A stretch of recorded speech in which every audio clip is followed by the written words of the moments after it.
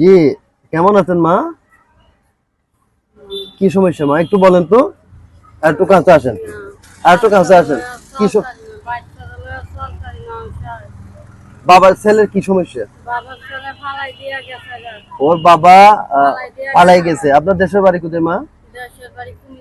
কুমিল্লাতে। কুমিল্লা কোন জায়গা? কোম্পানিগঞ্জতে। আপনি এখানে কোথায় থাকেন?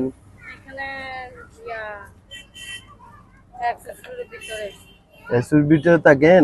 কি করেন আপনি সারাদিন? মানুষ থেকে কিছু টাকা পয়সা সহযোগিতা নেন। এটা নিয়ে কি করেন আপনি? আপনার ছেলে মেয়ে কয়জন আছে তোমার? একে স্কুল মাদ্রাসা ভর্তি করে দেন। তো আমাদের একটা স্কুল আছে, ওইখানে ভর্তি করে দিবেন। কোনো টাকা পয়সা লাগবে না। ওকে আমরা আমাদের পক্ষ থেকে আমাদের একটা ফাউন্ডেশন আছে, ওই ফাউন্ডেশন থেকে সহযোগিতা করব। আপনার থেকে কোনো রোগ আছে, অসুখ আছে? ওর থেকে আছে? ভালো আছে না? তবু আমি আমার চিকিৎসা বিষয়ে একটা কার্ড দিচ্ছি। ওই কার্ডের মধ্যে আপনি চিকিৎসা নেবেন এবং ওর জন্য আমি একটা নাস্তা খরচ দিচ্ছি। কেমন? নাস্তা খরচ দিচ্ছি। এটা নাস্তা ওর জন্য ওকে টাকাটা দিচ্ছি এবং এটা আমার কার্ড। কেমন? ওর জন্য ফ্রি চিকিৎসা দেওয়া হবে, একদম ফ্রিতে। ওর যদি কোনো সমস্যা হয় আমার নাম্বার আছে। আর যদি আপনি স্কুলে ভর্তি করাতে চান, ওইখানে সব আমরা একেবারে ফ্রিতে ওকে স্কুলে ভর্তি করাবো, পড়ালেখা করাবো। কেমন? ওকে পড়ালেখা করার ছোট বয়স কত? কেমন? 8 বছর হয়ে গেছে, এখনো কোনো স্কুল মাদ্রাসা দেন নাই। আপনি মুসলমান না?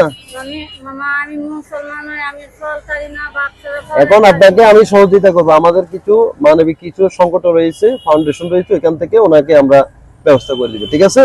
আপনি আমার নাম্বার দেওয়া আছে, ওখানে যোগাযোগ করবেন। আমরা কিছু চাই, কিছু মানুষকে, কত দরিদ্র মানুষকে মানবিক কিছু সহযোগিতা করতে চাই। কেমন? ওকে আমি ফ্রিতে স্কুল মাদ্রাসায় ভর্তি করে দেওয়ার জন্য সহযোগিতা করবো। ঠিক আছে? ও ঠিক আছে, ভালো থাকেন। আমার ওই নাম্বারে যোগাযোগ করিয়েন। ওকে, চিন্তা করেন না। আসসালামু আলাইকুম। আপনারা দেখেছেন একটা ছোট্ট একটা বাচ্চা, 8 বছর বয়স হয়ে গেছে। এটাতে উনি ক্ষতি হচ্ছে বাচ্চাটার। মা এবং বাবার ভিতর দ্বন্দ্ব থাকার কারণে বাবা চলে গেছে মার কাছ থেকে। এখন মা ওই সন্তানটাকে নিয়ে সংগ্রাম করতেছে, যার ফলে ওই শিশুটা এখনো জ্ঞানের আলো থেকে এখনো বঞ্চিত। কোনো পড়ালেখা করতেছে না, কোনো জ্ঞান অর্জন করতেছে না।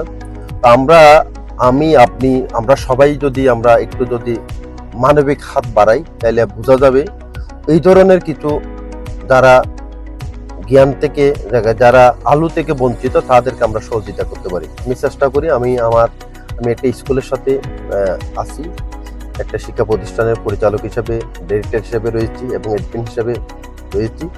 আর আমাদের একটা সংগঠন রয়েছে, আমরাও চেষ্টা করবো ওই সংগঠন থেকে এ ধরনের যারা খুবই দরিদ্র অবস্থায় রয়েছেন তাদেরকে আমাদের মাননীয় চেয়ারম্যান অধ্যক্ষ ডক্টর আব্দুল করিম স্যার সহ আমরা সহযোগিতা করবো ইনশাআল্লাহ।